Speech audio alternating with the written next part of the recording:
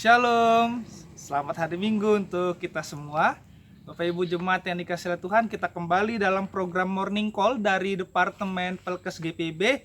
Hari ini bersama dengan saya, Pendeta Yosua Wahyu Anggoro, Pendeta Jemaat di GPIB Iktus Tumbang Titi, Kalimantan Barat, wilayah pelayanan di Bajem Immanuel Pengancing, Pos Pelkes Tigris Batu Pindah, Pos Pelkes Bukit Sion Sungai Melayu Rayak, dan Sektor Pelita Hidup Laman Baru. Mari hari ini kita akan bersama-sama belajar dari firman Tuhan yang terambil dari 2 Korintus pasal 8 ayat 1 sampai ayat yang ke-9.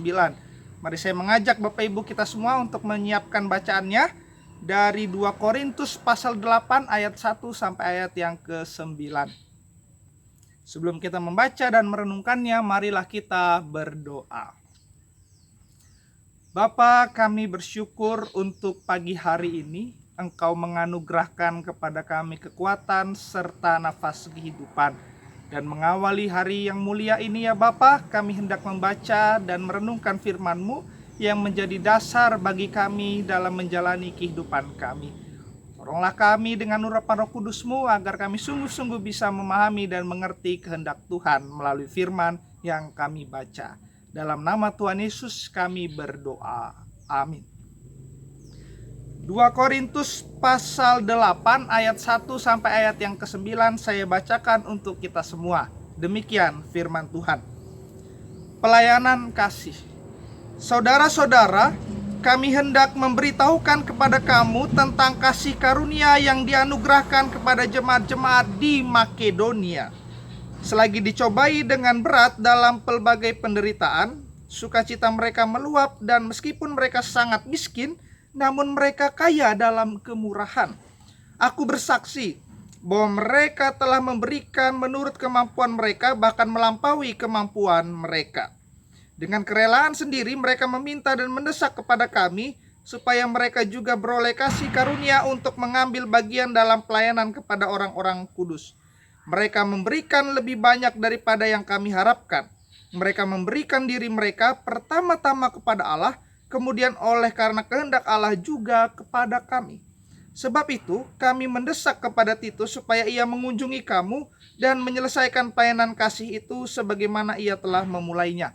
Maka sekarang sama seperti kamu kaya dalam segala sesuatu, dalam iman, dalam perkataan, dalam pengetahuan, dalam kesungguhan untuk membantu, dan dalam kasih-Mu terhadap kami, demikianlah juga hendaknya kamu kaya dalam pelayanan kasih ini. Aku mengatakan hal ini bukan sebagai perintah, melainkan dengan menunjukkan usaha orang-orang lain untuk membantu. Aku mau menguji keikhlasan kasih kamu. Karena kamu telah mengenal kasih karunia Tuhan kita Yesus Kristus, bahwa Ia yang oleh karena kamu menjadi miskin, sekalipun Ia kaya, supaya kamu menjadi kaya oleh karena kemiskinannya. Demikianlah pembacaan firman Tuhan. Terpujilah Tuhan Yesus Kristus. Maranatha. Bapak Ibu jemaat yang dikasihi oleh Tuhan, kita sudah tahu bahwa Rasul Paulus dalam menjalankan pelayanannya, ia berkeliling dari kota ke kota, dari daerah ke daerah. Dan karena pelayanannya yang seperti itu, Rasul Paulus mengetahui masalah-masalah dan pergumulan-pergumulan apa yang dihadapi oleh jemaat di masing-masing wilayah pelayanannya. Nah, saat itu salah satu yang menjadi pergumulan adalah jemaat di Yerusalem yang oleh bahasa Paulus disebut orang-orang kudus itu mengalami pergumulan berat karena sebagian besar warganya hidup dalam kemiskinan yang parah.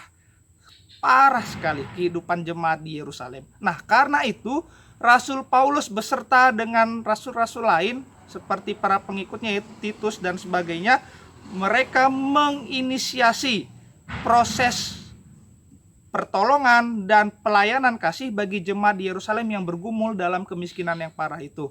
Rasul Paulus dengan rasul-rasul lain mengajak jemaat-jemaat di tempat lain untuk ikut bersama-sama bergotong royong membantu jemaat yang ada di Yerusalem. Nah, bacaan kita kali ini berada dalam konteks itu. Surat yang ditujukan kepada jemaat Korintus ini di bacaan kita, Rasul Paulus mengajak jemaat di Korintus untuk belajar dari jemaat-jemaat di Makedonia. Kenapa meminta jemaat-jemaat di Korintus belajar dari jemaat di Makedonia? Kita melihat Korintus, Bapak Ibu yang dikasihi oleh Tuhan, adalah sebuah jemaat yang besar. Kota Korintus merupakan kota pelabuhan, sehingga warga jemaatnya juga warga jemaat yang disebut tadi di ayat 7 apa? Kaya. Kaya dalam perkataan, pengetahuan, bahkan dalam kondisi keuangan. Mereka jemaat-jemaat yang sangat mampu. Isinya banyak para saudagar-saudagar, banyak para pejabat-pejabat daerah. Jemaatnya sangat mampu. Tapi ironisnya, jemaat Korintus yang besar ini diminta belajar dari jemaat-jemaat di Makedonia, jemaat di Filipi, Tesalonika, Berea, yang dikatakan juga di ayat 2 adalah jemaat yang sangat miskin. Jemaat yang mampu, yang kaya itu diminta untuk belajar dari jemaat yang miskin dalam hal memberi bantuan. Logikanya, seharusnya yang mampu justru yang lebih semangat dalam hal memberi, bukan yang berkekurangan. Tapi jemaat di Makedonia yang penuh dengan kekurangan justru dikatakan oleh Paulus mereka punya kekayaan dalam hal kemurahan dan mereka begitu bersemangat dalam hal memberi. Nah, Bapak Ibu yang dikasihi oleh Tuhan, dari bacaan ini kita bisa mengerti bahwa ternyata memberi itu pertama-tama bukan soal mampu atau tidak mampu, tapi memberi itu pertama-tama soal mau atau tidak mau. Saya ulangi ya, memberi itu pertama-tama bukan soal mampu atau tidak mampu, tapi soal mau atau tidak. Jemaat di Korintus yang mungkin lebih kaya, tapi mungkin mereka memiliki kemauan yang lebih kecil daripada jemaat di Makedonia yang sekalipun lebih miskin, tapi kemauan mereka lebih besar dalam hal berbagi untuk pelayanan kasih. Nah, Bapak Ibu yang dikasihi oleh Tuhan, bacaan kali ini mengingatkan saya akan juga kondisi jemaat-jemaat GPIB yang berada di pedalaman, termasuk juga di wilayah pelayanan kami di Jemaat Iktus Tubang Titi. Ya, kisah tentang jemaat di Makedonia ini mengingatkan kami Jemaat Iktus Tubang Titi sudah menjadi jemaat mandiri GPIB sejak tahun 2006 dan baru bulan 9 lalu merayakan ulang tahun yang ke-14. Sudah cukup lama. Tapi sekalipun dari segi umur sudah cukup lama, tapi harus diakui kondisi kami terutama dalam hal keuangan bukanlah termasuk jemaat yang memiliki kemampuan yang besar. Untuk kehidupan operasional pelayanan saja kami ya bisa dibilang kembang kempis lah. Gaji KMJ sudah sejak bulan 2 menunggak ke majelis sinode. Belum lagi pelayanan-pelayanan seperti pembangunan gereja, pembangunan pastori. Kami lagi bergumul membangun pastori di beberapa pos supaya bisa pendeta jemaat masuk, karena kami belum punya pastori, belum bisa pendeta jemaat masuk kemari. Kami masih bergumul untuk mengurus lahan kebun sawit 5 hektar yang masih belum terawat, dan itu butuh biaya. Ada banyak pergumulan soal biaya dan keuangan. Tapi kami juga belajar, apakah karena kami berkebutuhan, apakah karena kami berkekurangan membuat kami tidak mau memberi? Tidak.